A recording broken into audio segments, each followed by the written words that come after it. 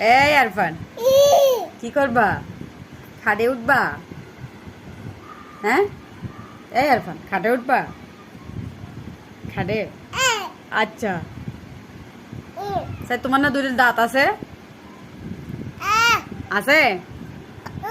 আচ্ছা। তুমি ভাত খাইছো? ভাত খাইছো? আচ্ছা।